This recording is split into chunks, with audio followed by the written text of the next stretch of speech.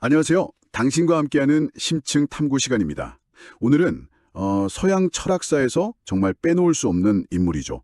바로 플라톤에 대해 깊이 파고들어 볼까 합니다. 네, 플라톤. 정말 이름만 들어도 무게감이 느껴지는 철학자죠. 네, 보내주신 자료들 보니까 정말 방대하더라고요. 뭐 브런치글도 있고 위키백과 나무 위키는 물론이고 또 개인적인 통찰이 담긴 블로그 글까지 아주 다각도로 플라톤을 보고 있더군요. 그렇죠. 그만큼 해석의 여지도 많고 또 연구된 부분도 많다는 뜻이겠죠. 그래서 오늘 저희는 플라톤의 삶, 그리고 그 삶 속에서 어떻게 그의 철학이 특히 그 유명한 이데아론이나 이상국가론 같은 것들이 나왔는지, 그리고 그게 한 2400년 전 생각인데 오늘을 사는 당신에게 어떤 의미가 있을지 그걸 좀 제대로 파헤쳐 보려고 합니다. 자, 그럼 한번 시작해 볼까요? 좋습니다.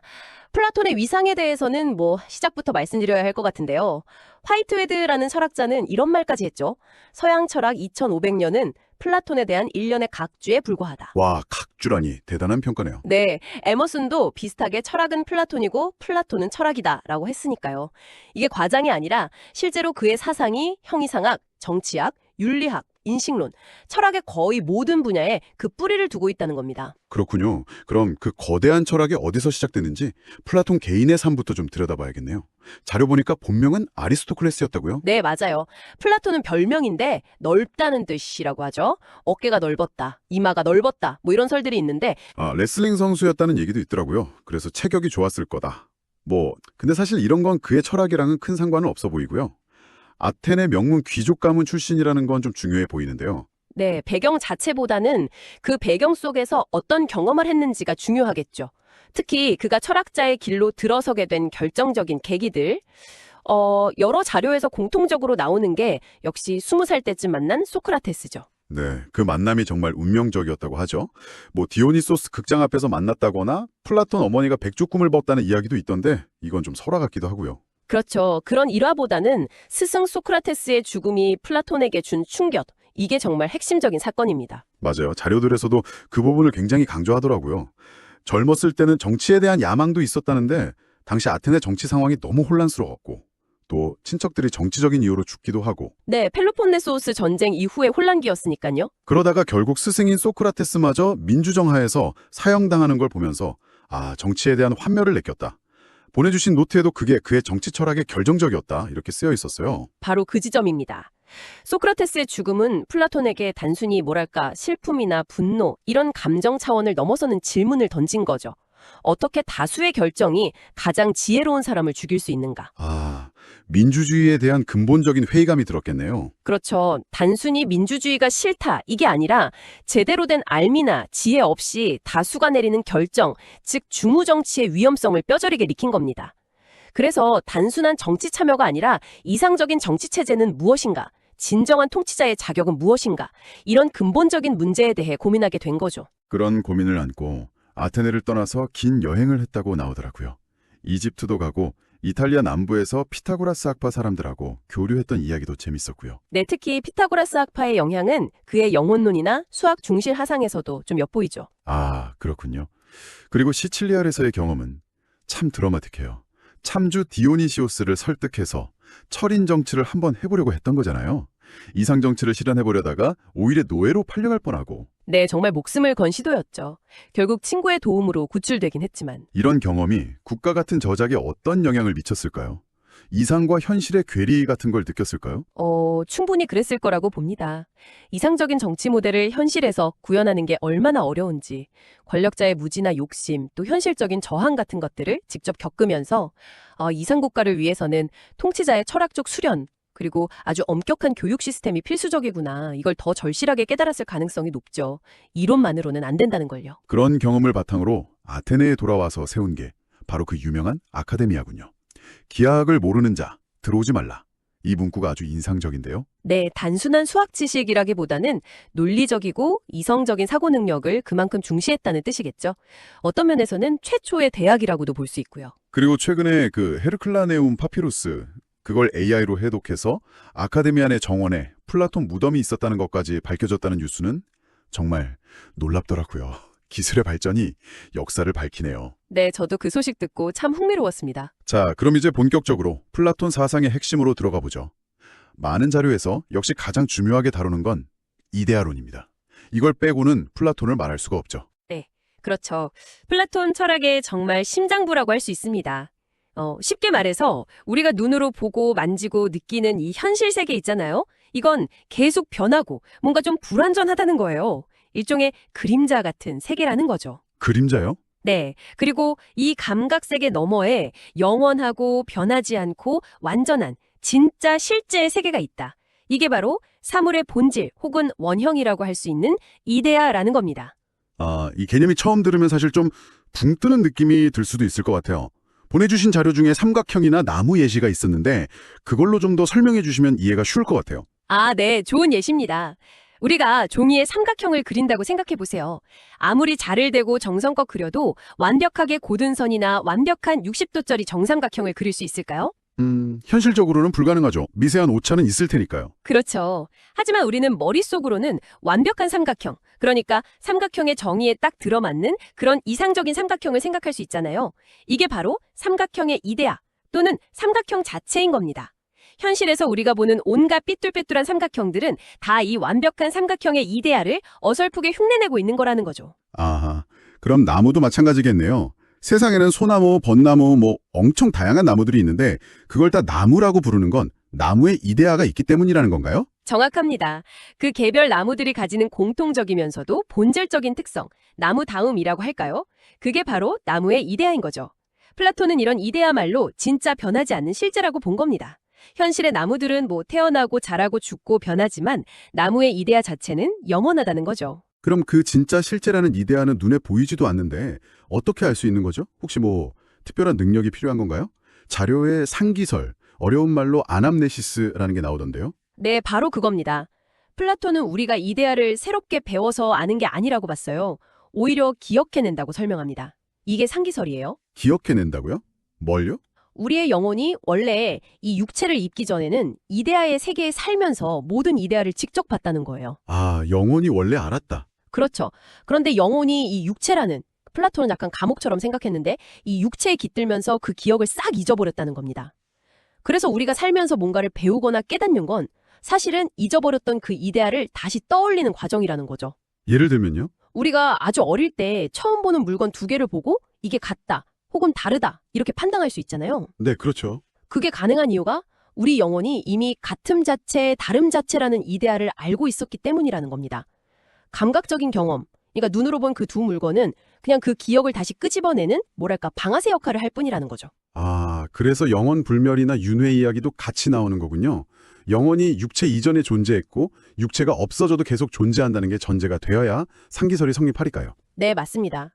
플라톤은 영혼이 육체를 떠나서도 불멸하며 여러 생을 거치면서 윤회한다고 믿었어요. 그래서 철학적인 사유, 이성적인 삶을 통해 영혼을 계속 정화시켜야 한다고 강조했죠. 이게 중요해요. 정화시키지 않으면요? 플라톤은 좀 극단적으로 말해서 정화되지 못한 영혼은 다음 생에 동물의 몸으로 태어날 수도 있다고까지 경고했어요. 궁극적인 목표는 영혼을 깨끗하게 해서 원래 있었던 그 이데아의 세계로 돌아가는 거고요. 이 이데아론을 가장 잘 보여주는 비유가 그 유명한 동굴의 비유죠. 거의 모든 자료에서 이걸 핵심적으로 다루고 있더라고요. 네, 워낙 유명하고 또 플라톤 철학을 함축적으로 보여주는 비유라서 그렇습니다. 동굴 안에 평생 묶여서 벽에 비친 그림자만 보고 사는 죄수들. 네, 그 죄수들이 바로 우리 보통 사람들이라는 거죠. 그렇죠. 감각적인 현실 세계, 눈에 보이는 것만이 전부라고 믿고 사는 우리를 상징합니다. 그 그림자는 이데아의 불완전한 모방인 현실 세계의 사물들이고요. 그러다가 한 죄수가 동굴 밖으로 나가서 진짜 세상, 태양을 보게 되죠. 네, 그 동굴 밖으로 나간 사람이 바로 철학자입니다. 사물의 진짜 모습, 즉 이데아를 보고 궁극적으로는 모든 빛의 근원이자 진리의 근원인 태양, 바로 선의 이데아를 인식하게 되는 거죠. 근데 그 철학자가 다시 동굴로 돌아오잖아요. 다른 사람들에게 진실을 알려주려고. 맞아요. 하지만 동굴 속 죄수들은 평생 그림자만 봐왔기 때문에 철학자의 말을 이해하지 못하죠. 오히려 그를 비웃거나 이상한 사람 취급하거나 심지어는 자신들의 세계를 파괴하려 한다고 생각해서 죽이려고까지 합니다. 이게 소크라테스의 운명을 떠올리게 하네요. 네, 많은 학자들이 그렇게 해석합니다. 진리를 추구하는 철학자가 대중에게 이해받지 못하고 박해받는 현실을 담고 있다는 거죠. 여기서 태양으로 비유된 선의 이데아는 모든 이데아들 중에서도 가장 으뜸이고 모든 존재와 인식의 근원이 되는 궁극적인 실제입니다. 철학자가 최종적으로 도달해야 할 목표인 셈이죠. 이 이데아론은 이후에 서양의 관념론 철학이나 심지어 기독교 신학 같은 데에도 엄청난 영향을 주게 됩니다. 그렇군요. 자, 그럼 이제 플라톤 사상의 또 다른 큰 축이죠. 정치 철학으로 넘어가 보겠습니다.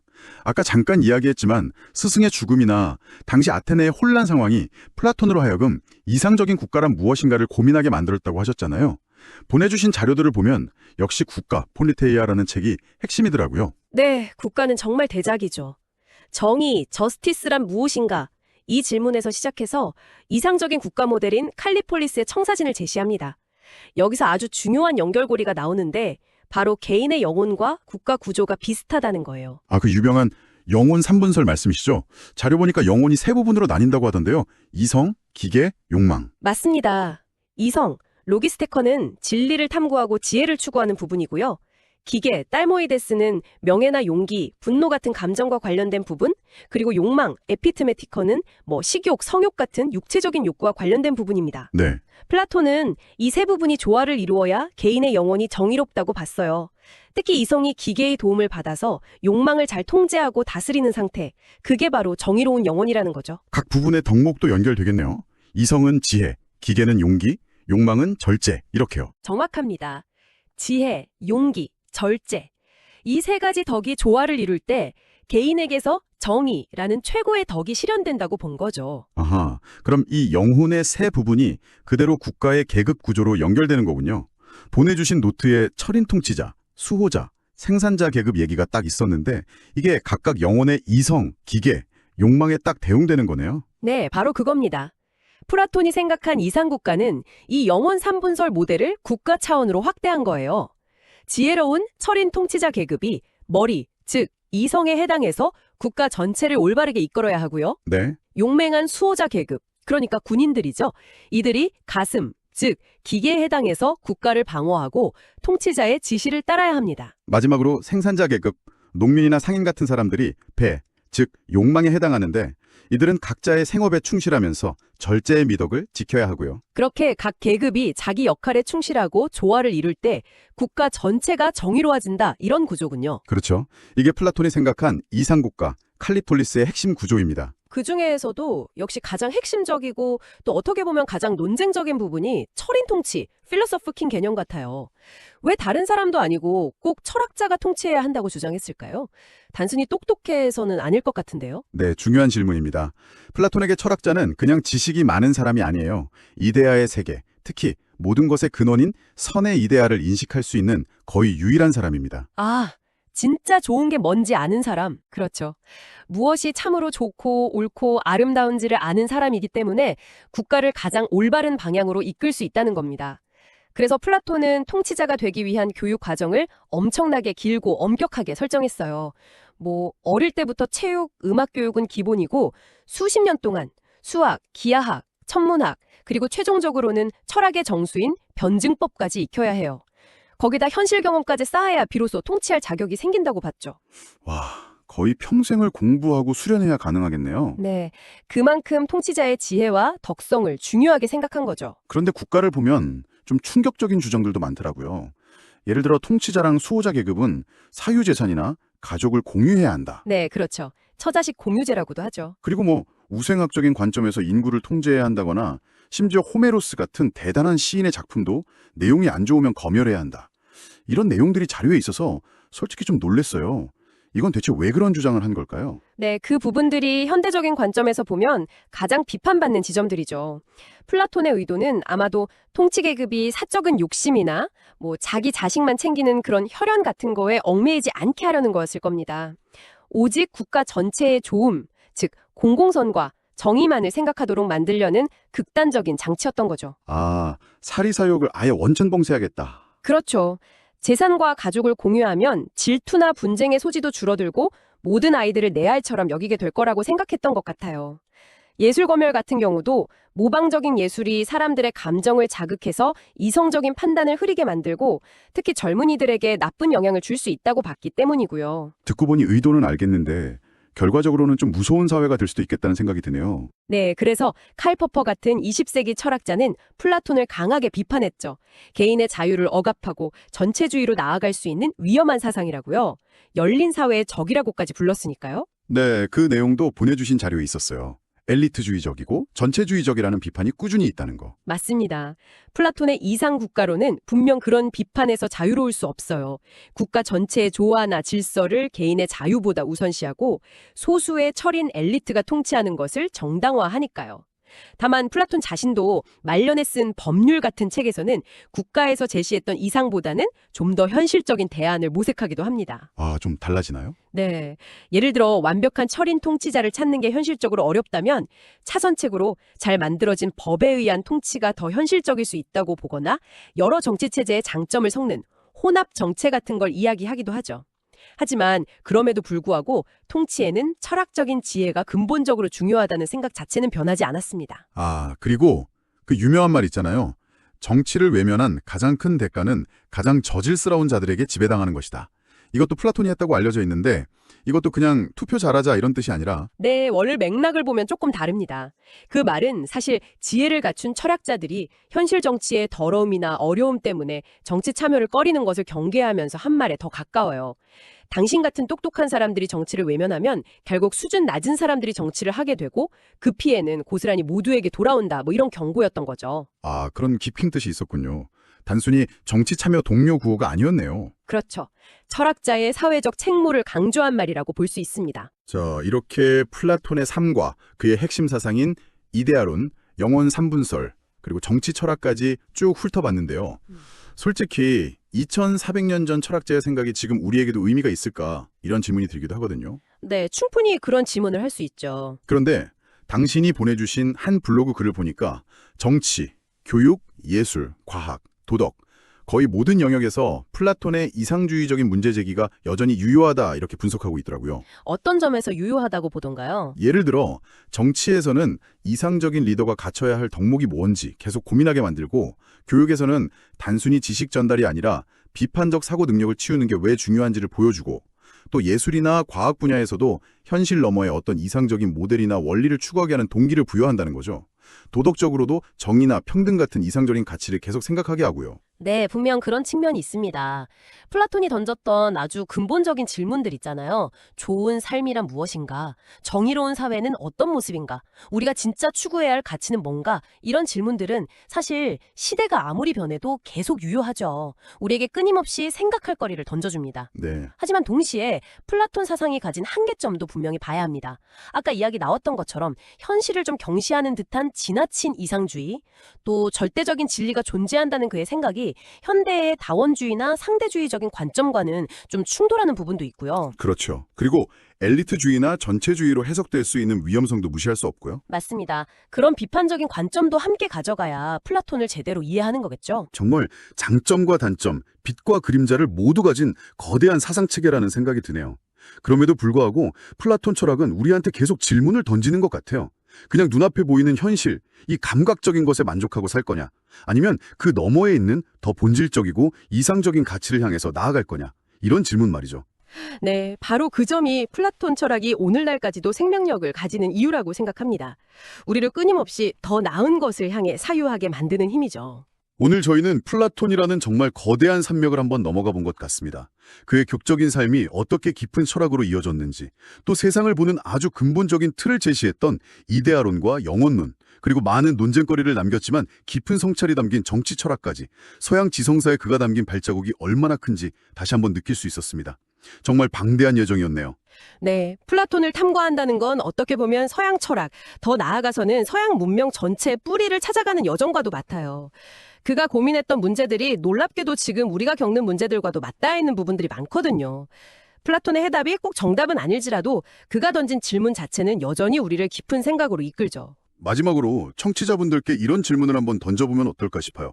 만약 플라톤이 오늘날 21세기 이 인터넷과 소셜미디어가 넘쳐나는 시대를 본다면 뭐라고 했을까요? 혹시 이걸 보고 새로운 동굴이라고 하진 않았을까요?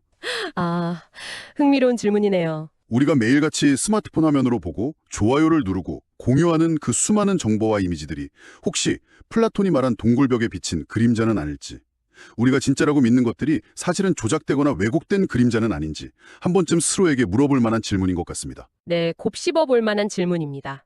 오늘 탐구는 여기까지입니다. 플라톤이라는 깊고 넓은 세계를 함께 여행해 주셔서 감사합니다. 다음에도 당신의 지적인 호기심을 채워드릴 흥미로운 주제로 다시 찾아뵙겠습니다. 고맙습니다. 감사합니다.